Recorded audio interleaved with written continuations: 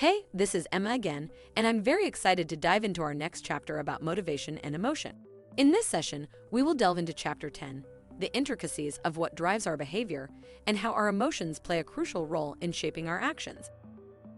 The words emotion and motivation both find their origins in the Latin word movere, which translates to move. This etymology aptly captures how these concepts can propel and steer our behavior in our daily lives. Let's kick off our discussion by thinking about the following questions. What drives you? What compels you to pursue your goals? When do you feel content, and when do you throw in the towel? These questions encapsulate the essence of motivation, unveiling the reasons behind our actions. Psychologists define motivation as the driving force behind our behaviors, encompassing the arousal, continuation, and guidance of our actions. Motivated activities often stem from internal needs, creating a sense of internal deficiency. These needs give rise to a state of bodily tension known as a drive, propelling us to take action to fulfill these needs and reach our goals. Once a goal is achieved and the need is satisfied, this chain of events concludes. In some cases, our behavior is influenced by external incentives, a reward or stimulus that spurs our actions. Certain goals, like a delectable pie, possess such allure that they can motivate behavior even in the absence of an internal need. Conversely, goals with minimal incentive may be disregarded, despite their potential to fulfill an internal need. For instance, while roasted grasshoppers are nutritious, their low incentive makes them unappealing unless one is in a specific scenario, like a reality show challenge. But even then, I'm not sure why you would eat one. Typically, our actions are fueled by a combination of internal needs and external incentives. This fusion elucidates how a compelling need can transform an unappealing incentive into a coveted goal. The allure of external goals also sheds light on motives that may not emanate from internal needs, such as the pursuit of success, status, or approval.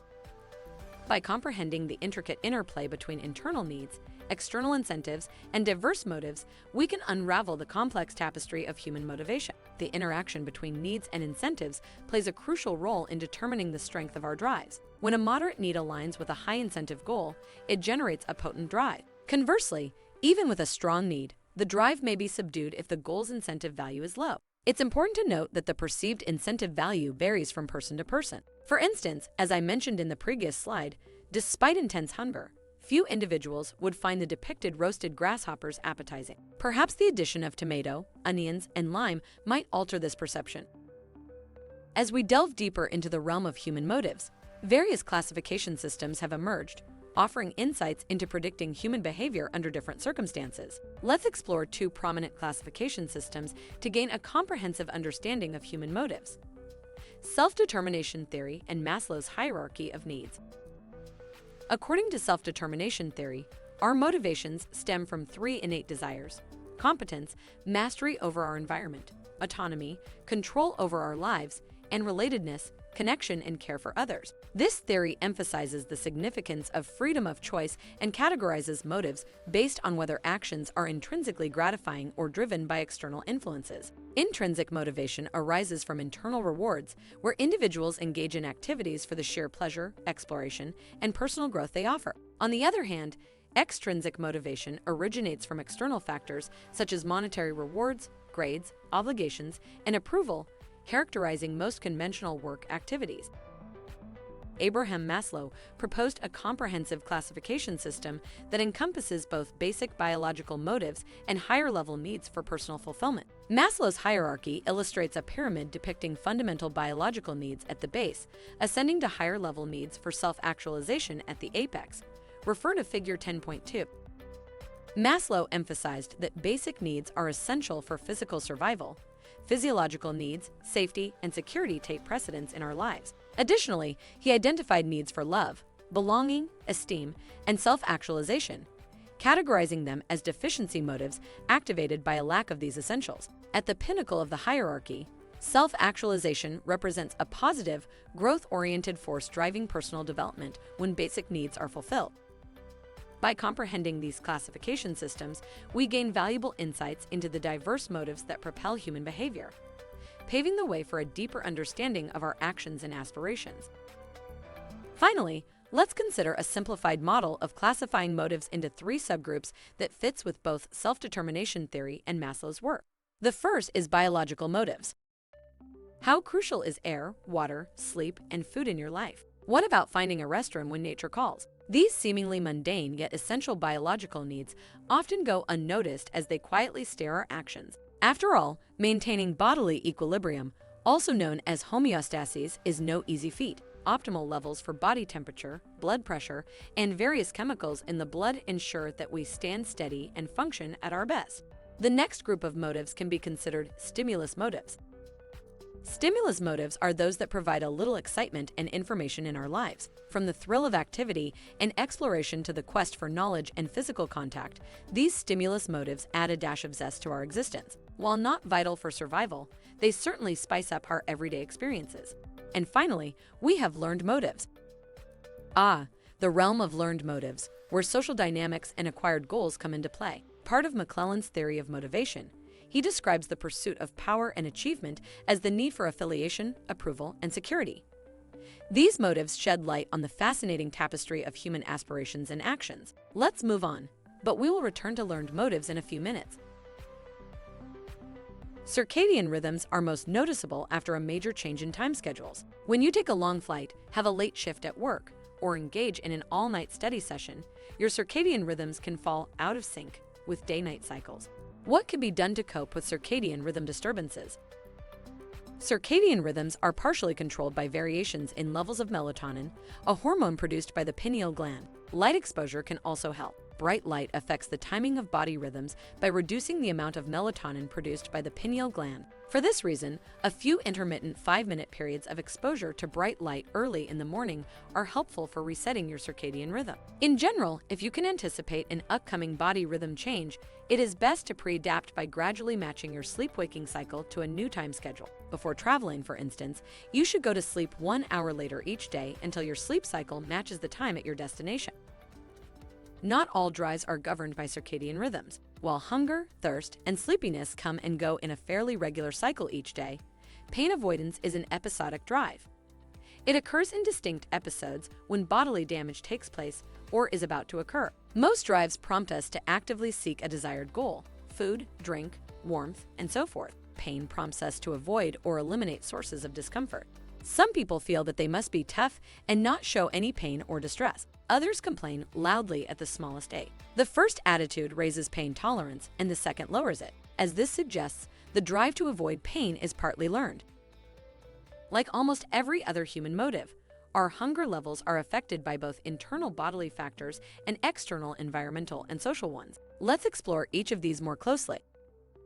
If asked, many people would likely say that hunger originates in the stomach. Of course, eating does slow when the stomach is stretched or distended when you are full. However, for many people, hunger produces feelings of weakness or shakiness, rather than a growling stomach, and we now know that the stomach is not essential for feeling hunger. Even if the nerve carrying information between your stomach and brain were severed, you would still feel hungry and eat regularly.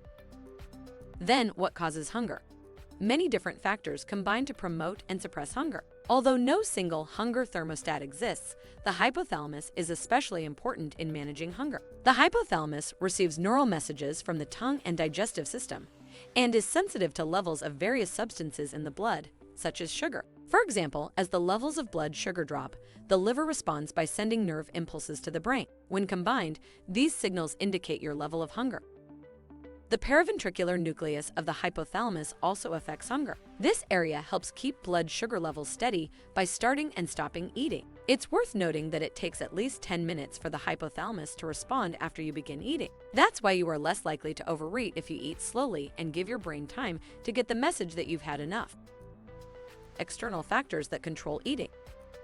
As we have seen, hunger is affected by more than just the push of our biological needs for food. In fact, if internal needs alone controlled eating, fewer people would overeat. Let's consider some external influences on hunger and its role in eating disorders, a major health risk, and, for many, a source of social stigma and low self-esteem.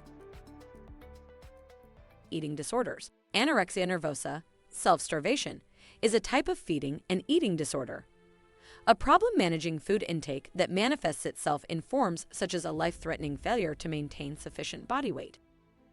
Although a compulsive attempt to lose weight causes them to not seek or desire food, anorexics usually still feel physical hunger. Often, anorexia starts with normal dieting that slowly begins to dominate the person's life. In time, anorexics suffer debilitating health problems, including the highest mortality rates of all the mental illnesses. Bulimia nervosa is a second major eating disorder. Bulimic persons gorge on food and then vomit or take laxatives to avoid gaining weight. Binging without purging is a separate disorder called binge eating disorder. Binging and purging seriously damage health. Typical risks include sore throat, hair loss, muscle spasms, kidney damage, dehydration, tooth erosion, swollen salivary glands, menstrual irregularities, loss of sex drive, and even heart attack. People who suffer from eating disorders are extremely dissatisfied with their bodies. Usually, they have distorted views of themselves. Women have low self-esteem and exaggerated fears of becoming fat. Many overestimate their body size by 25% or more. As a result, they think they are disgustingly fat when in reality they are wasting away. Men generally think they are not muscular enough if they are not cut or do not have a six-pack. Many of these problems are related to the idealized body images presented in the media. Girls who spend a lot of time reading fashion magazines or visiting these websites are more likely to have distorted body images and unrealistic ideas about how they compare with others. People with eating disorders appear to be trying to gain some measure of control. Anorexic teen girls are usually described as perfect daughters, helpful, considerate, conforming, and obedient. They seem to be rewarded by seeking perfect control in their lives by being perfectly slim. People suffering from bulimia also are concerned with control. Typically, they are obsessed with thoughts of weight, food, eating, and ridding themselves of food. As a result, they feel guilt, shame, self-contempt, and anxiety. Vomiting reduces their anxiety, which makes purging highly reinforcing. Treatment for eating disorders.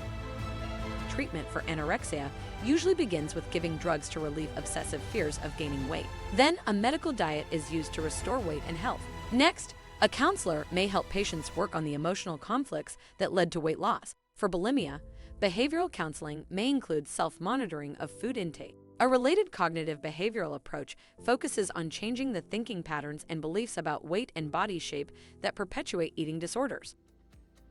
You don't have to look far to realize that human behavior stems from many things beyond biological motives. In this section, we look at two other types of motives: stimulus motives and learned motives. Most people enjoy a steady diet of external stimuli, such as new movies, novels, music, fashions, games, news, websites, and adventures. Yet, stimulus motives, which reflect needs for information, exploration, manipulation, and sensory input, go beyond mere entertainment. Stimulus motives also help us survive. As we scan the external environment, we constantly identify stimuli such as sources of food, danger, shelter, and other key details. The drive for stimulation is already present during infancy. By the time a child can walk, few things in the home have not been tasted, touched, viewed, handled, or, in the case of toys, destroyed. Are stimulus motives homeostatic? Yes. According to arousal theory, we try to keep the arousal that stems from external stimuli at an optimal level. Arousal refers to the activation of the body and nervous system. Arousal is 0 at death, low during sleep, moderate during normal daily activities, and high at times of excitement, intense emotion, or panic. More importantly, the level of arousal that people experience is closely linked with their motivation. Arousal theory assumes that we become uncomfortable when arousal is too low, which can cause boredom, or too high, which can cause anxiety or stress. In other words, when your level of arousal is too low or too high, you will seek ways to raise or lower it to achieve homeostasis. The right mix of activities prevents boredom and overstimulation. If we set aside individual differences, most people perform best when their arousal level is moderate. Let's say that you have to take an essay exam. If you are feeling sleepy, lazy, or bored, arousal level too low, your performance will suffer. If you are in a state of anxiety or panic about the test, arousal level too high, you also will perform below par. Thus, the relationship between arousal and performance usually forms an inverted or upside down U function, a relationship referred to as the Yerkes-Dodson law. Is performance always best at moderate levels of arousal? No. According to the original theory advanced by Yerkes and Dodson, the ideal level of arousal depends on the complexity of a task. If a task is very simple and well practiced, it is best for arousal to be high, and this high level of arousal will not compromise performance. See the top line in Figure 10.9. When a task is moderately complex, you begin to see the inverted U shape. See the right-hand curve in Figure 10.9. And as tasks become even more complex, your best performance will occur at lower and lower levels of arousal. See the left-hand curve in Figure 10.9. In school, you've probably experienced some form of test anxiety. When test anxiety is too high, it can lower performance. If you can relate, the good news is there are ways you can use this anxiety to your advantage and ace your next exam. Allow me to explain. The first step to reducing test anxiety is to acknowledge that you have anxiety and take proactive steps to turn the anxiety into focused attention. It is only when arousal interferes with performance that we refer to anxiety. Test anxiety is a mixture of heightened physiological arousal, nervousness, sweating, pounding heart, and excessive worry. This combination, arousal plus worry, tends to distract most students with a rush of upsetting thoughts and feelings. Here are some suggestions for coping with test anxiety. Preparation. Hard work is the most direct antidote for test anxiety. Many test-anxious students simply study too little, too late. That's why improving your study skills is a good way to reduce test anxiety. Not studying while remaining calm simply means that you will calmly fail the test. The best solution is to over-prepare by studying long before the big day. Well-prepared students score higher, worry less, and are less likely to panic. If test anxiety is a problem for you, it would be wise to return to the introduction in your textbook, psychology, and your skill set, reflective studying, and review the learning and test-taking skills described there. Relaxation. Learning to relax is another way to lower test anxiety. Breathe in slowly through your nose, allowing your chest and lower belly to rise as you fill your lungs. Let your abdomen expand fully. Now breathe out slowly through your mouth. Emotional support also helps. If you are test anxious, discuss the problem with your professors or study for tests with a supportive classmate. Rehearsal.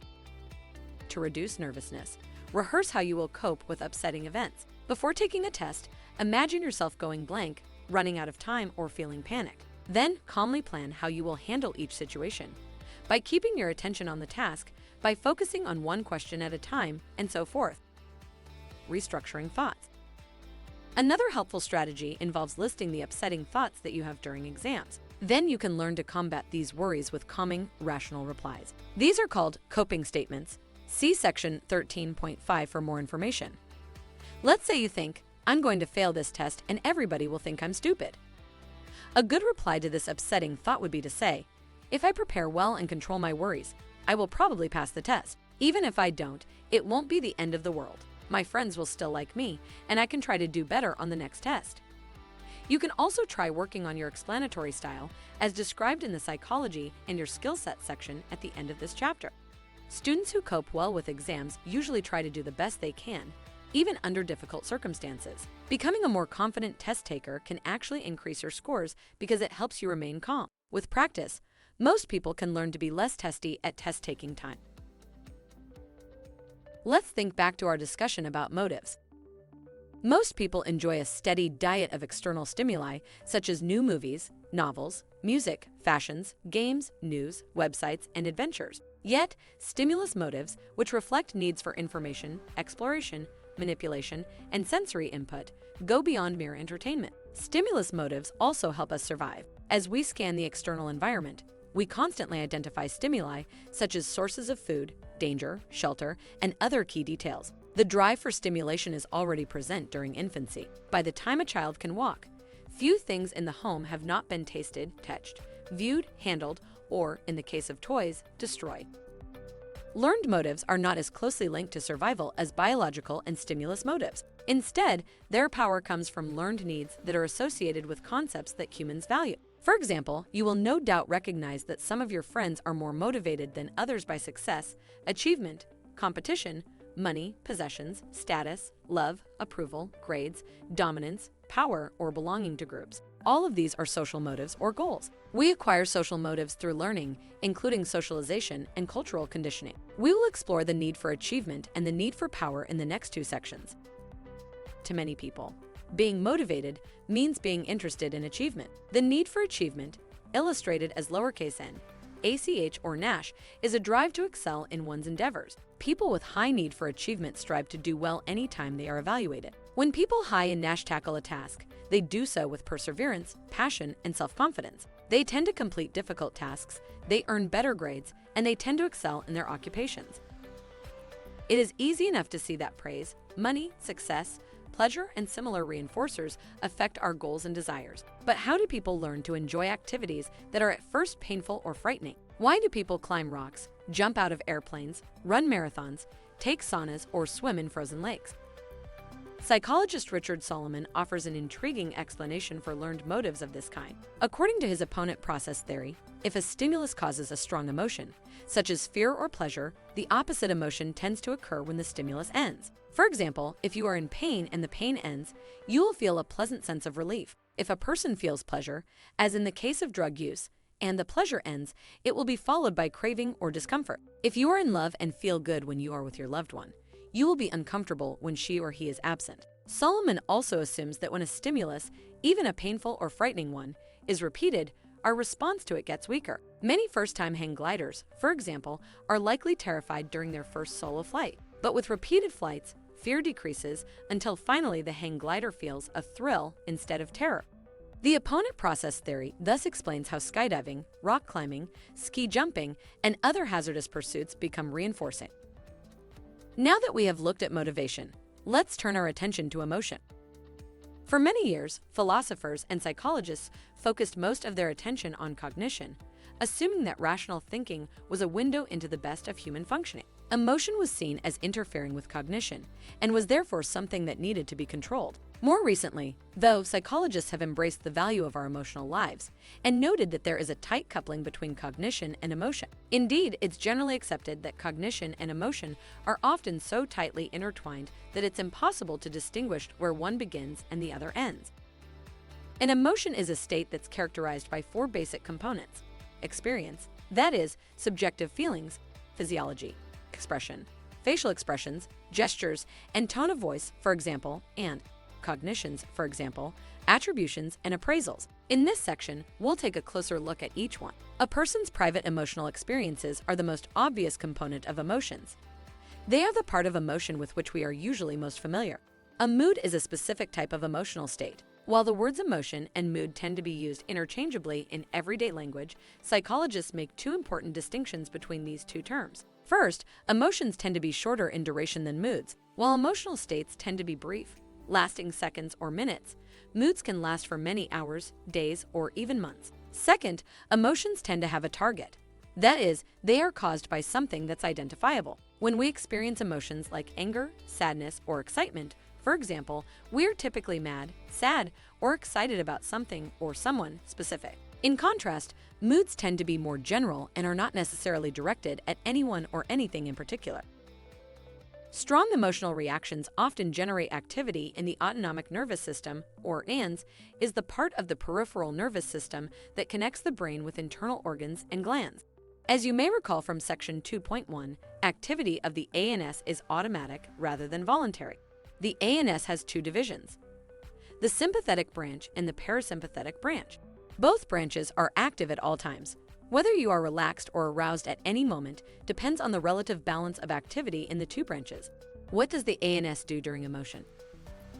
In general, the sympathetic branch activates the body for emergency action, for fighting or fleeing, and consequently is often active when we experience emotions such as anger or fear. The sympathetic nervous system arouses some body systems and inhibits others, figure 10.11. For example, sugar is released into the bloodstream for quick energy. The heart beats faster to supply blood to the muscles. Digestion is temporarily slowed. Blood flow in the skin is restricted to reduce bleeding, and so forth. Such reactions improve the chances of surviving an emergency. When we experience emotions, there are many ways in which we can display those feelings. In some cases, emotions can be expressed in maladaptive ways. For example, stage fright or performance anxiety can spoil performances. Similarly, expressions of hate, anger, contempt, disgust, and fear can disrupt relationships. More often, though, emotions aid survival by promoting adaptive behaviors such as attacking, fleeing, seeking comfort, helping others, and reproducing. Such behaviors help us adjust to changing conditions. When most people think about emotional expressivity, they immediately think about facial expressions. Psychologists believe that emotional expressions evolved to communicate our feelings to others, which aids survival. More recently, psychological scientists have recognized that emotional expressivity goes well beyond facial expressions. One modality that seems to be important is kinesics, meaning our body language. In particular, researchers have explored how body language related to touch may be important in the expression of emotion. In addition to facial expressions and body language, such as touch, posture, and gaze, emotions are also expressed through the human voice. Prosody, which refers to the tone and rhythm of our speech, is particularly helpful in communicating how we feel. Our emotional expressions are typically tightly connected to our circumstances and experiences. In some cases, though, they can also be governed by the emotions of those around us. Emotion contagion is a process by which our short-term emotions become more similar to those of other people we interact with face-to-face or on the internet. One example of emotion contagion is behavioral mimicry, which refers to unconsciously imitating other people's postures, mannerisms, and facial expressions as we interact with them. Psychologist Tanya Chartrand has found that if another person copies your gestures and physical postures to some extent, you are more inclined to like them, especially if it's your twin baby brothers. However, if that person goes too far, you are more likely to be creeped out. I'm an avatar, and I would feel the same way. We regularly work to change or regulate our emotional expressions so that they differ from our emotional experience. Maybe you've concealed your anger with a boss, or put a lid on your happiness about a good test grade after finding out that your best friend had failed. There are many times in our lives when it makes sense to express less emotion than we really feel. Regardless of whether you're trying to show more or less emotion than you feel, in such instances, psychological scientists would say that we're engaging in emotion regulation, or the active management of emotion-related expressions. Though any emotion can be regulated, it's probably most common to do so when we feel negative emotions and are trying not to show them. In such circumstances, people can be quite good at suppressing outward signs of emotion. Though suppression may sometimes be necessary, it's usually better to manage emotions using other strategies. Effective emotion regulation strategies may include any of the following. Situation selection involves managing emotions by controlling the circumstances in which you find yourself. You can choose, for example, to seek out situations and people who make you feel happy and minimize the times you find yourself in situations that create significant stress or unhappiness. If interacting with your mother-in-law Betty always frustrates you because she seems to know it all and secretly wishes her son would have married someone else, you may simply choose not to attend family functions when you know she'll be there. Situation modification refers to efforts aimed at altering unavoidable situations to make them more palatable. For example, if you can't avoid your mother-in-law because she decided to come to your house for Thanksgiving, even though she was not invited, then perhaps you make sure you're seated at the far end of the table so that you don't have to speak with her. Redirecting attention means that you shift your focus in ways that allow you to avoid negative emotions and increase the likelihood of positive ones. For example, at Thanksgiving, you may direct most of your attention to conversations that you find interesting and rewarding rather than Betty's political views and obvious lack of understanding concerning important social issues. Cognitive reappraisal refers to the idea that you can sometimes change the way you interpret events that are going on around you. For example, maybe when Betty starts complaining about how no one comes to see her anymore or the bunions on her feet, you can reframe the situation as a great opportunity for you to practice your ability to listen empathically, which, as you know from Section 4.7, is a great skill that will serve you well in both your personal and professional life. Response modulation is what people most often think about when they consider emotion regulation, and it involves controlling our outward signs of emotion. This might involve maintaining a neutral or pleasant expression on your face and making sure your body language doesn't convey your frustration. Although this one can be difficult, when Betty starts criticizing your career choice, just smile and say, "Isn't that interesting?" Over the years, psychologists have put forward many theories to explain how the four components of emotions are related to one another. We'll begin by exploring two early theories of emotion, the James Lange and Cannon-Bard theories. James Lange theory. Imagine you're hiking in the woods and a bear steps onto the trail right in front of you. It snarls in a menacing way and bares its teeth at you. What will happen next? Common sense tells us that we then will feel fear, become physiologically aroused, and demonstrate appropriate behavior. We think that running, yelling, cursing, and wetting our pants are likely. But is this the true order of events? Is this how emotion-related experience, physiology, and expressive behavior fit together? In the 1880s, William James and Carl Lange proposed that common sense had it backward. According to the James Lange theory, physiological arousal, such as increased heart rate, does not follow a feeling such as fear. Instead, they argued, the subjective experience follows physiological arousal and expression behavior. Thus, we see a bear, run, are aroused, and then feel fear as we become aware of our body reactions. In support, James pointed out that we frequently fail to experience an emotion until after reacting. For example, imagine that you are driving. Suddenly, a car pulls out in front of you. You swerve and skid to an abrupt halt. Only then do you notice your pounding heart, rapid breathing, and tense muscles, and recognize your fear. Cannon-Bard theory. In 1932, Walter Cannon and Philip Bard disagreed with the James Lange theory. According to the Cannon-Bard theory, emotional experience, expression or behavior, and physiological arousal occur at the same time. Seeing a bear activates limbic structures in the brain, such as the amygdala, thalamus, and hypothalamus. They, in turn, alert the peripheral nervous system for action and the cortex for further reflection. The peripheral nervous system triggers a chain of events that arouses the body. The cortex produces our emotional experience and emotional behavior simultaneously. Thus, if you see a dangerous-looking bear, brain activity produces body arousal, running, and a feeling of fear all at once. So, which theory is correct? Well, they are both theories and not facts, so I suppose we can choose the one we like the best. Basic emotion theories. Many contemporary theories of emotion fall under the broad umbrella of basic emotion theories, BETS.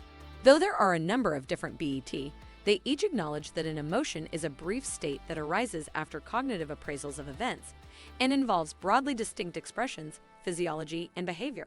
One of the earliest and most influential BET was put forward by Paul Ekman, who suggested that there were 6 basic emotions that are sometimes referred to as the Big Six: surprise, happiness, sadness, anger, disgust, and fear. Ekman argued that basic emotions appear early in infancy, suggesting they are relatively unlearned. Moreover, in keeping with this view that emotions are deeply rooted in our evolution, Ekman's early research suggested that expression of the 6 basic emotions is common across all people, regardless of culture.